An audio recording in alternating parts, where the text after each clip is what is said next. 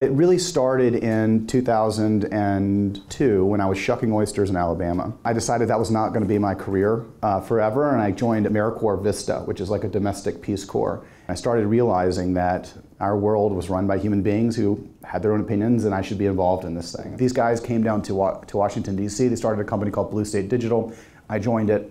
YouTube, Facebook, Twitter, none of that stuff existed in 2004. So I worked there for 3 years on political organizing and communications projects, and then Barack Obama decided to run for president. And I quit my job, moved to Chicago, and was the deputy new media director at the campaign. And there we focused on 3 core goals: how we could use technology to communicate, how we could use technology to fundraise, and how we could use it to organize. The work is really, how do you help this organization evolve to a society and a world that's changing because of digital technologies? One of the more interesting projects that we've worked on is called YALI, the Young African Leaders Initiative, and it's part of an ongoing effort to develop young leader networks around the world. This is a really interesting program that started as a traditional exchange program. When I came in September 2013, it was an online application where young leaders across Africa could apply to come to the United States for 6 weeks, spend time at an institution like USC, and then go to Woodley Park in Washington and have a town hall with Barack Obama. Our bureau stepped in to work with Education and Cultural Affairs, because they were the people that were managing this exchange program, to develop another layer beneath the exchange programs, which was this new Young Leader Network. Fast forward 3 years, that network has grown to 250,000 young leaders across Africa. Less than half who've ever applied for the exchange program.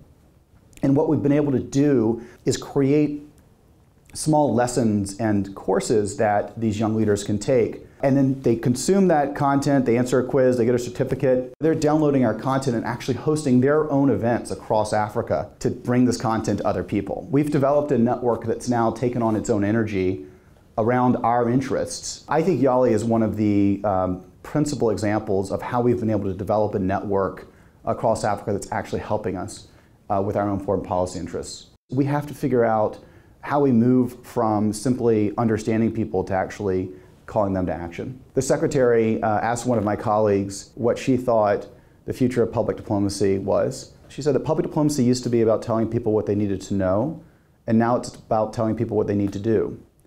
That's the world we find ourselves in. Individuals have more power. They're able to organize themselves.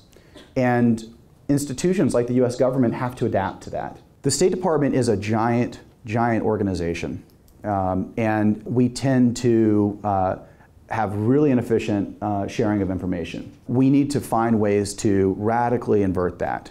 It has been incredibly invigorating to be able to travel, learn about different societies, the way that they're changing, but they're all heading in the same direction. Governments of those countries need to improve their relationship with these different groups, but so does the United States. And that's why I think public diplomacy is such a critical space to be in.